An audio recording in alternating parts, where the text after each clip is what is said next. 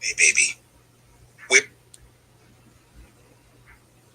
unlike the old Virginia Slims ad. We've not come a long way, baby.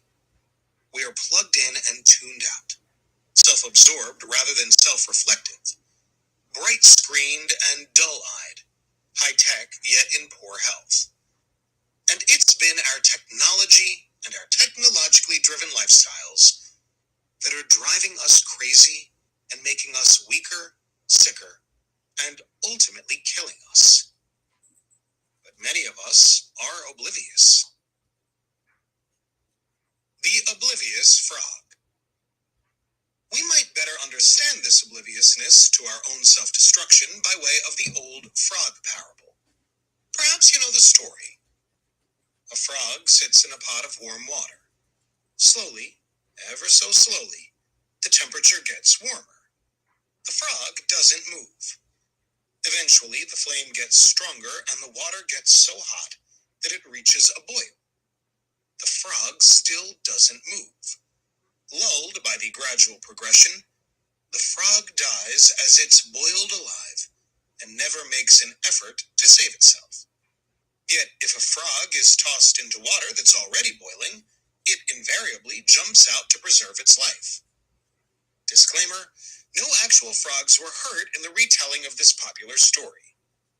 And while the veracity of this parable has been hotly, no pun intended, debated, it remains a great metaphor for people's inability, or unwillingness, to perceive danger if it happens gradually. In our digital age, things have gotten warmer very fast. As in the blink of an evolutionary eye, we've gone from cave drawings to Instagram. But if things have reached a boil so quickly, then why haven't we jumped out of the water? Why are we allowing ourselves to be boiled alive? Especially since we now better understand that we are getting harmed by our tech obsession. Well, things did initially warm up gradually. Almost 3 million years ago, we created primitive tools. Then the discovery of fire around 1 million years ago, and the formation of tribes and what we call civilization. Some farming advances, wars interspersed, we can't forget those. Millennia passed, and we were still essentially the same species. Tribal, hunter-gatherer turned agricultural and warlike. Then, bang, the Industrial Revolution, and in the blink of an eye, computers, the information age, and Twitter. In that sense, the water would seem to have been cold, then boiling hot. While it took eons to go from cave drawings to 140 characters, it was that last bit of human development, from the steam engine to the search engine, that was breathtaking in its rapidity. Indeed, the world underwent a seismic shift with the advent of the first personal computer, the Altair, in 1974, to the first commercially successful PC in 1984, Apple's Macintosh, to Steve Jobs' game-changing iPhone in 2007 and iPad in 2010. For most people born after the year 2000, a highly digitized world is just the norm. There's no point of reference of life before PCs and smartphones. For these digital natives, like the fish that doesn't even realize that there's such a thing as water, because that's what they were born in, and the only thing that they've ever known, most younger millennials and Gen Zers just take our tech immersion for granted. And for the over 30 crowd, guilty as charged, well, even though our screen-based tech world may have been extremely rapid by evolutionary standards, by our own individual personal perception across our own lifespans, the total self-destructive immersion into our technological screen orgy all happened rather gradually over the course of several decades. I'll use my own life as an example. I'm 57 at the time of this writing, cusp baby boomer and Gen Xer. In my lifetime, the screen and tech evolution looked like this.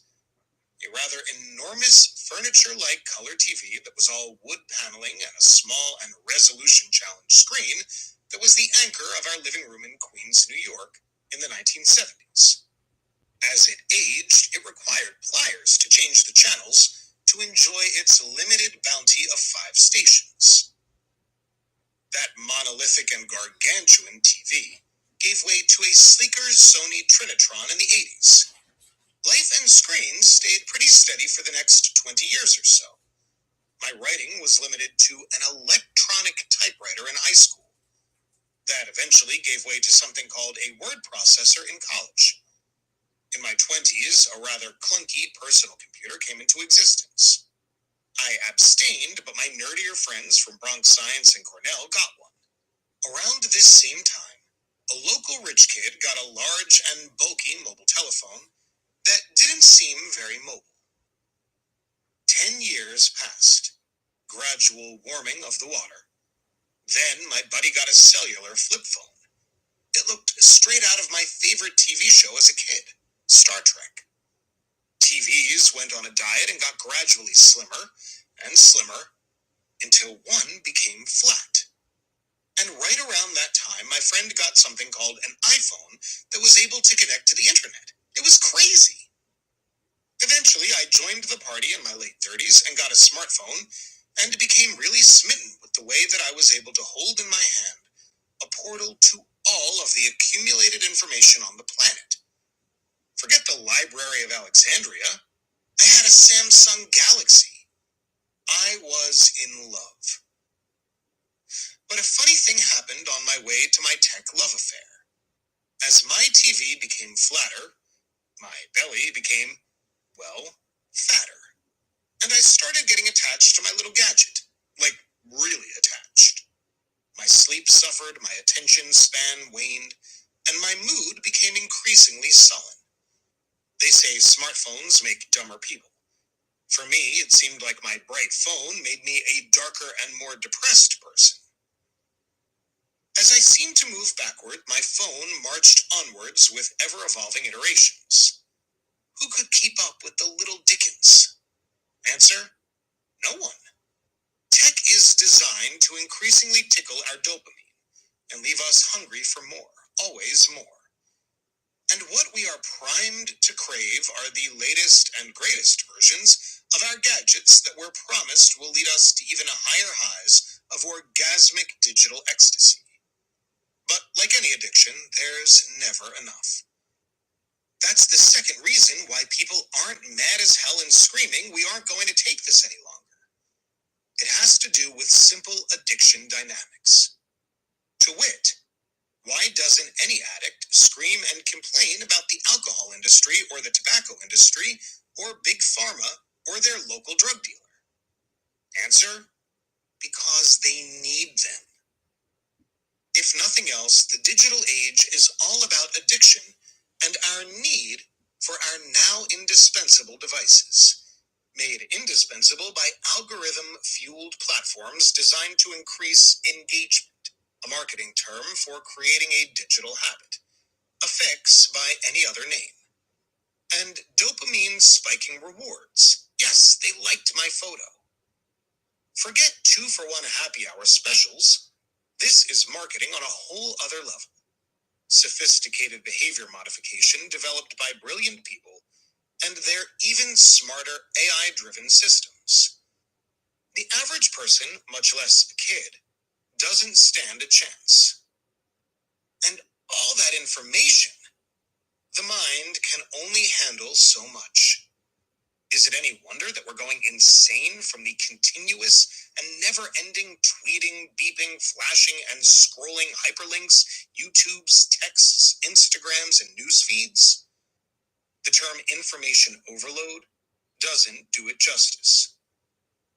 There are times that I've stared and stared at my computer screen, brain-numbed by all the blurry images and information, where I've wanted to scream out to the heavens, "Can I just have an hour to stare at a freaking tree and admire its leaves and branches?"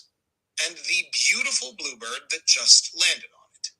Can I please, oh all-knowing algorithm God, who art in Sergey Brin's brain, can I please, pretty please, just have my life back?